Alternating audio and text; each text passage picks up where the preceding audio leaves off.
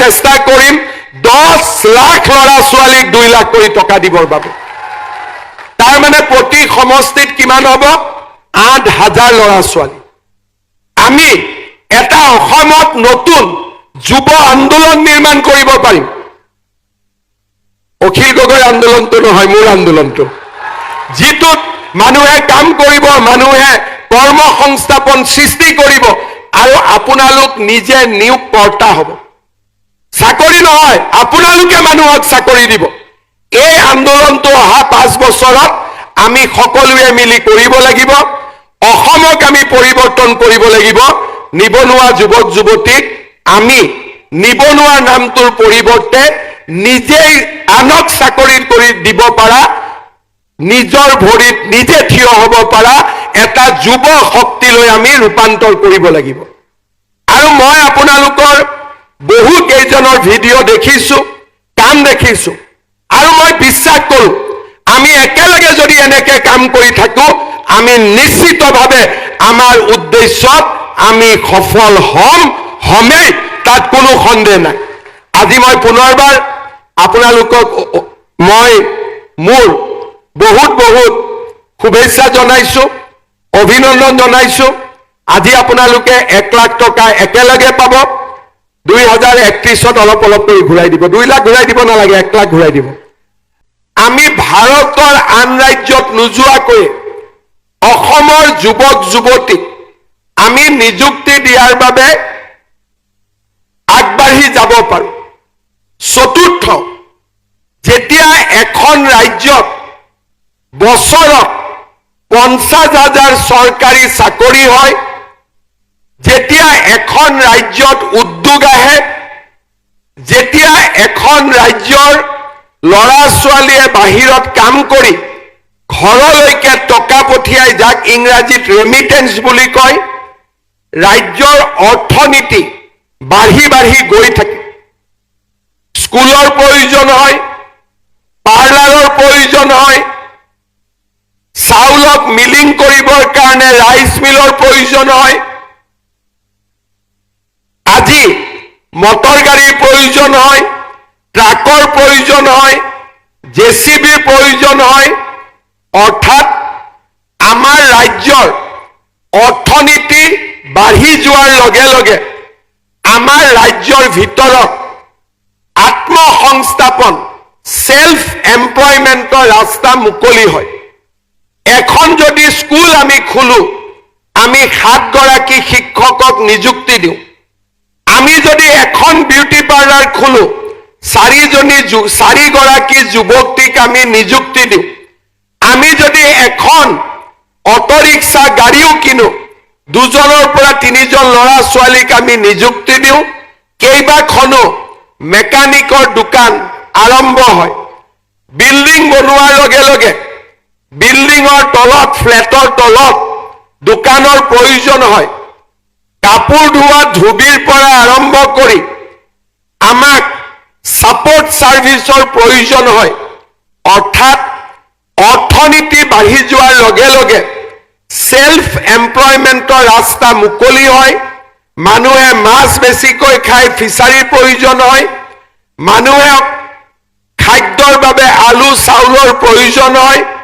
আৰু মানুহক বিভিন্ন ধৰণে নিজৰ জীৱনত এনজয়মেন্টৰ কাৰণে ফাষ্ট ফুডৰ পৰা আৰম্ভ কৰি ৰেষ্টুৰেণ্টৰ প্ৰয়োজনীয়তা আহি পৰে। আমি যদি দেখা পাওঁ আমাৰ অসমৰ অৰ্থনীতি আছিলে 3.5 লাখ কোটি টকা। যোৱা 5 বছৰত আমি অসমৰ অৰ্থনীতিক 8.5 লাখ কোটি টকালৈকে লৈ আহিলো। তাৰ মানে কি?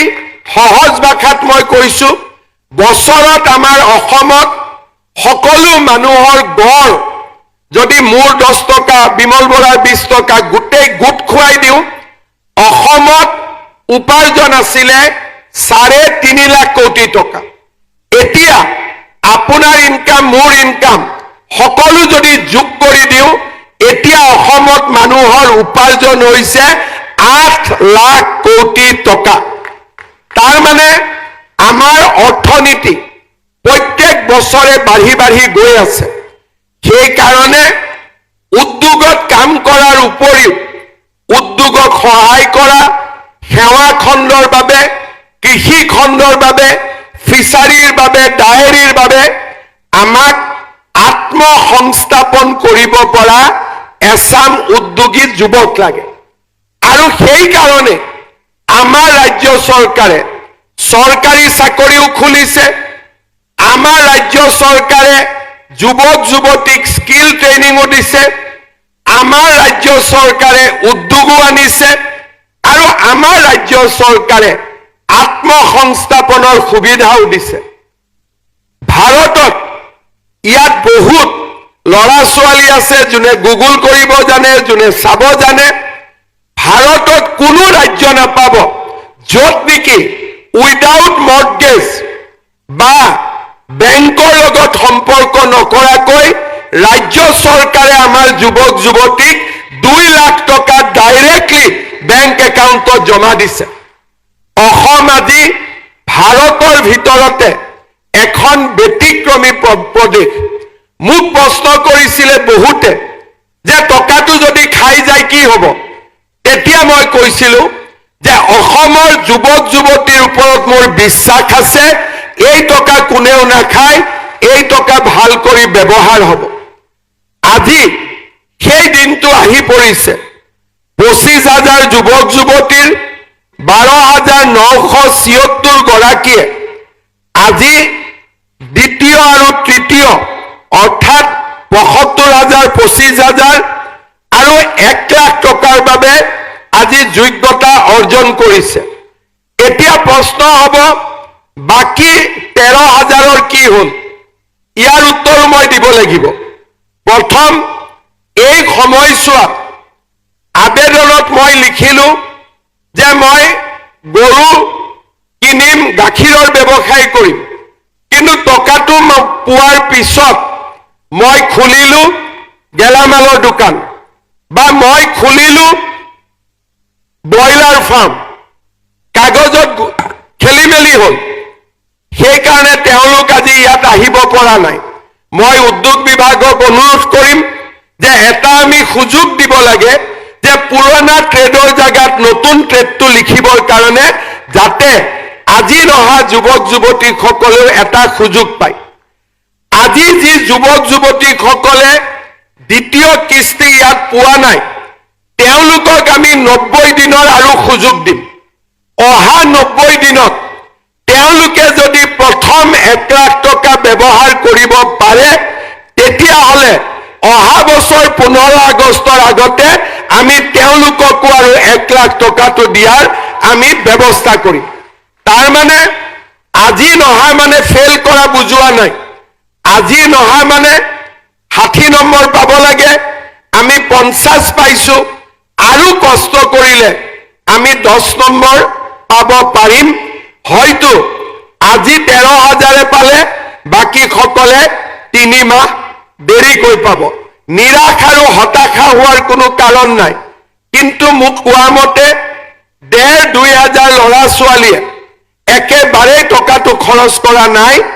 তেওঁলোকক মই কিমান সহায় কৰিব পাৰিম ময়ো নাজানো, কিন্তু যিসকলে টকাটো খৰচ কৰিছে কিন্তু অলপ পিছ পৰি আছে, তেওঁলোকক আমি নিশ্চিতভাৱে আৰু 1 লাখ টকা দিয়াৰ বাবে চেষ্টা কৰিম।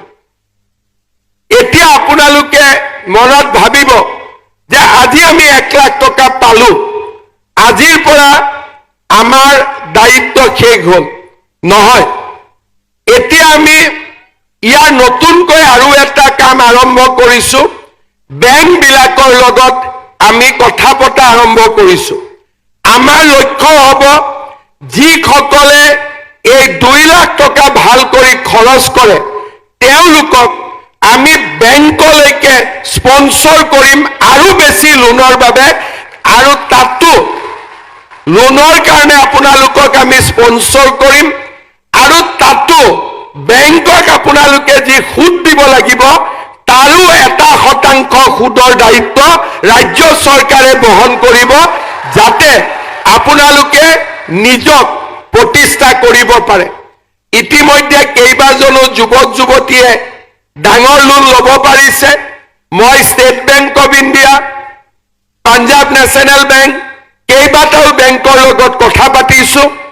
আপোনালোকৰ ইয়াত 12,000 ল'ৰা ছোৱালী আছে, টোটেল টাৰ্গেট 25,000, বাকী 75,000 মেচিউৰ্ড হওঁতে আৰু 1 বছৰ লাগিব। আপোনালোকে যাতে বেংকৰ পৰা মুদ্ৰা লোন, PMEGP, PMFNE উইথ ৰাজ্য চৰকাৰে সুতৰ ক্ষেত্ৰত 1% সহায় কৰাৰ লিংকেজ কৰি আমি আপোনালোকক বেংকতো লোন দিয়াৰ